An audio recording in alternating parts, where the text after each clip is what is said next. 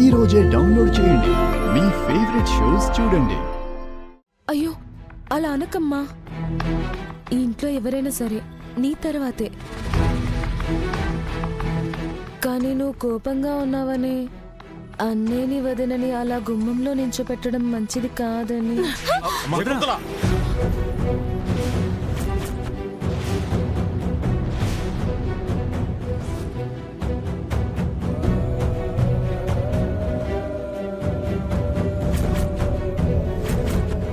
కడుపుతో ఉన్న అమ్మాయి మీద చేయి చేసుకుంటావా? నీకేమైనా పిచ్చి పట్టిందా? అవునండి, నాకు పిచ్చే పట్టింది.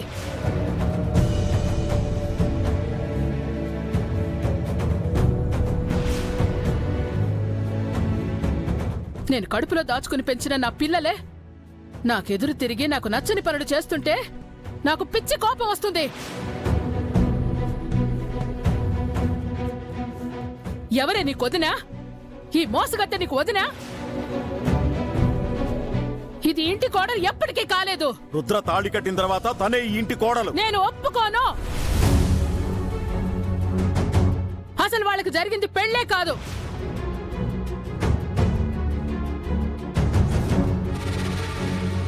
అని నువ్వంటే సరిపోదు శకుంతల. నీకు నచ్చినా నచ్చకపోయినా గంగిప్పుడు రుద్ర భార్య. నువ్వు అంగీకరించి తీరాలి.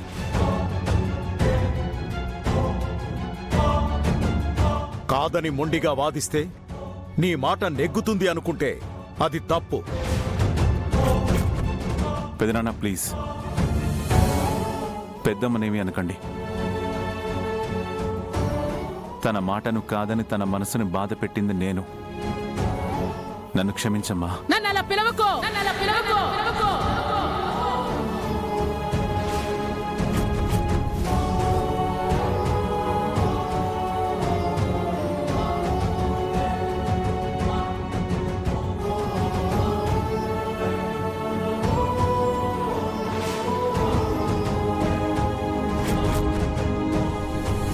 నన్ను నమ్మించి మోసం చేశావు.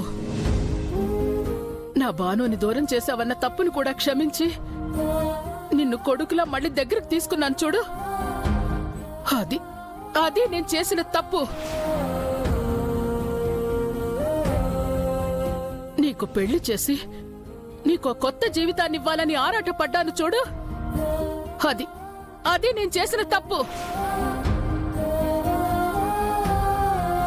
ఈ కుటుంబ గౌరవాన్ని నిలబెడతానమ్మా అని నాకు ఇచ్చిన మాటను కూడా తప్పి మన స్థాయికి తగని ఈ మోసగత్తె మెడలో తాళి కట్టావు చూడు. అప్పుడే నువ్వు నన్ను అమ్మగా చంపేశావు. అమ్మా ప్లీజ్. అప్పుడే నువ్వు నన్ను అమ్మగా చంపేశావు.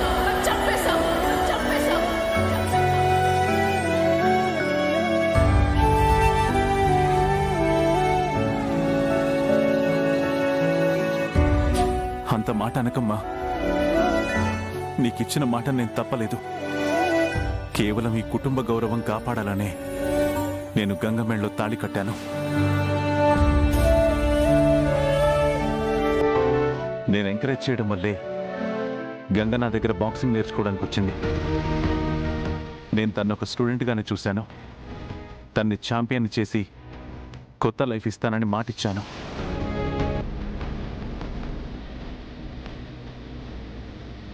కానీ మా మధ్య లేనిపోని పుకార్లు పుట్టడం వల్ల గంగ కెరియరే కాదు, తన భవిష్యత్తు కూడా నాశనం అయ్యే పరిస్థితి వచ్చింది.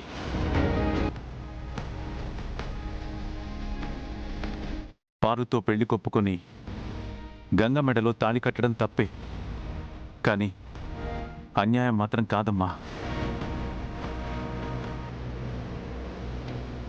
ఈ పెళ్లి ఆగిపోయినా పారు ధైర్యంగా మూవ్ ఆన్ కాగలదు. కానీ నేను గంగను పెళ్లి చేసుకోకపోతే తనకి తీరని అన్యాయం జరిగేది. దానికి కారణం నేను కాకూడదని ఈ పెళ్లి చేసుకున్నాను.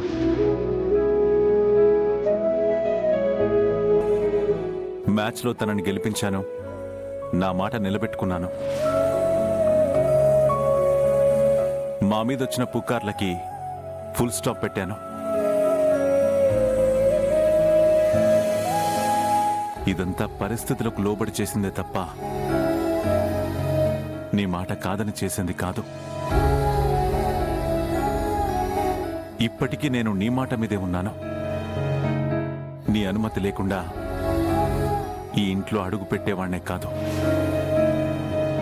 నువ్వు ఈ పెళ్లికి అంగీకరిస్తాను అంటేనే గంగతో కలిసి ఇంట్లో అడుగు పెడతాను.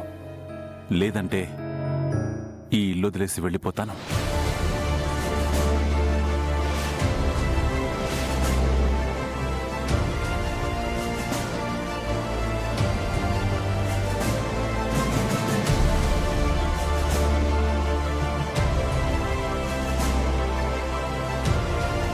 నిర్ణయం నీదేనమ్మా.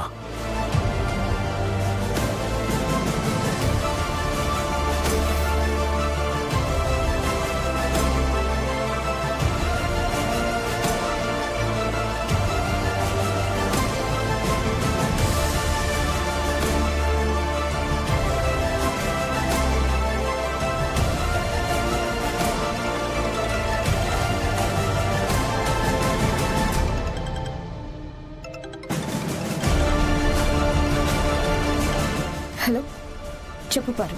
ఏం జరుగుతుంది అక్కడ? నువ్వు గెస్ట్ చేసిందే జరుగుతుంది. అత్తయ్య గారు రుద్రబాబుని గంగని ఇంట్లోకి రానివ్వడం లేదు. మేము ఎన్ని చెప్పినా ఆవిడ వినడం లేదు. Yes, I know it. నాకు తెలుసు రుద్ర ఈ డెసిషన్ శకుంతల ఆంటీకే వదిలేసుంటాడు. అవును, పెళ్లిని అంగీకరిస్తే లోపలికి వస్తాం, లేదంటే ఇల్లు వదిలిపెట్టి వెళ్ళిపోతామని అంటున్నారు. ఏం చేసైనా సరే ఆంటీ గంగను చచ్చిన ఇంట్లో అడుగుపెట్టనివ్వదు, రుద్రను ఇంట్లో నుంచి వెళ్ళనివ్వదు. చివరికి ఆ గంగని వదిలేయటం తప్ప రుద్రకి వేరే ఆప్షనే ఉండదు.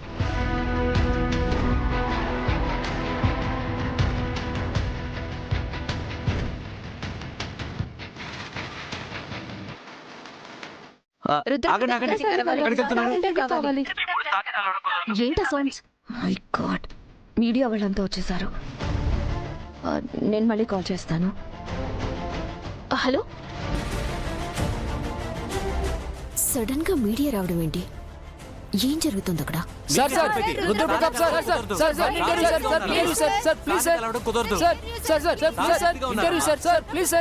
ఏంటా గోలా? మీడియా వాళ్ళంతా వచ్చినట్టున్నారు. శకుంతల, మీడియా వాళ్ళు ఖచ్చితంగా రుద్ర గంగల కోసమే వచ్చుంటారు. వీళ్ల పెళ్లిని యాక్సెప్ట్ చేశారా లేదా అని తెలుసుకొని ఆ న్యూస్ స్ప్రెడ్ చేస్తారు. ఇప్పుడు మీడియా వాళ్ల ముందు నువ్వు వ్యతిరేకంగా ఏం మాట్లాడినా పోయేది మనింటి పరువే. నా మాట విని వీళ్ళని లోపలికి రానివ్వు. మావయ్య గారు, ఆ, అసలు మీడియాకి ఆన్సర్ చేయాల్సిన అవసరం మనకేంటి? వాళ్ళని లోపలికి ఎలా చేయకుండా ఉంటే సరిపోతుంది కదా. అప్పుడు వాళ్ళకి తోచింది రాసుకొని లేనిపోని వదంతులు సృష్టిస్తారు. దానికి బదులుగా వాళ్ళకి మనం క్లారిటీ ఇవ్వడం బెటర్. వంశీ, పెద్దనాన్న. వాళ్ళ లోపలికి రమ్మను. సరే పెద్దనాన్న. శకుంతల, మీడియా వాళ్ల ముందు నువ్వు వాళ్ళకి సపోర్ట్ చేయకపోయినా పర్వాలేదు, కానీ ఈ పెళ్లిని అంగీకరించనట్లు మాట్లాడకు.